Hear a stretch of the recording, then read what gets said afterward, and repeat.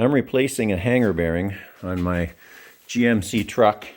It's a two-piece drive shaft. I'm getting a vibration, and the hanger bearing, the rubber packing was not in good shape. And the bearing felt good when I dropped the shaft. It actually felt good. But now when it's off, the bearing is really rough, so it's shot. However, I wanted to show you what I'm doing here. This is work in progress, so I'm not 100% sure how it's gonna work to get it off, but it's been on there a very long time. So what I did was, this is the support bracket. I took my cutoff tool and I cut both sides, then managed to pry this off out of the rubber. The rubber was not in great shape.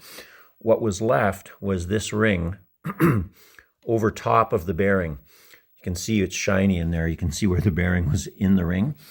So then I took my die grinder, or my cutoff tool, and I cut right through this and then pried it open, got it off.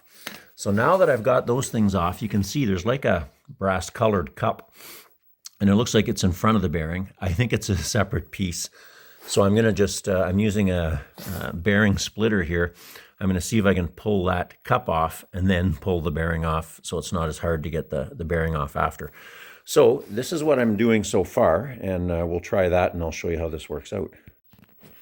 So there's the setup I'm using, the bearing splitter and the puller. And I gotta admit, I bought this thing for this purpose thinking I might need it. It is awesome. This thing, the cup is already sliding off. You can see the space there. So I'm just gonna pull this off quickly and then go for the bearing. Well, I'm impressed. Anyway, this bearing splitter is my new favorite tool. That thing was on there. It took a little bit elbow grease on the 1/2-inch ratchet, and then it just snapped loose, and you can see it's only got another 1/8 of an inch to come off. Anyway, it's sliding off real nice, so I'm going to get it off, and apparently there's 2 different size drive shaft diameters, bearing diameters, so I'm going to have to measure this. So there we go. Bearing is off.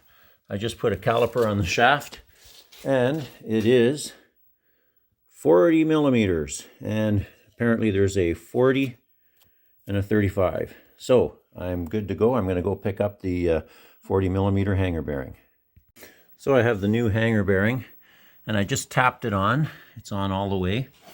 Now I want to show you what I did. Like, I had to obviously tap it over that shaft, and I didn't have something the right size, because when I'm tapping it, you want to hit just the inside race. You don't want to be pounding the outside race. So I decided to take the old bearing, and I ended up grinding the inside down so that it actually slipped over the inside and I could get it off again. So what I did was I put it on there like that, and I pounded it, and I took the center seal out of that old bearing so that I can grab it with the pliers and pull it out. It was still a little bit snug, but it came out okay. Anyway, so I've got that on. All I have to do now is tap this on, and I should be ready to put it back in. Okay, so I'm done. I actually had a tough time getting this on. I could not get it started. So I finally took my propane torch. I made it hot to expand it a little bit, and then it got started and I tapped it on. I still had a hard time getting it square in there. When it was on, it was a little cockeyed because it wasn't quite all the way in. So I just used the hammer on the edge and slowly tapped all the way around to get it all the way in.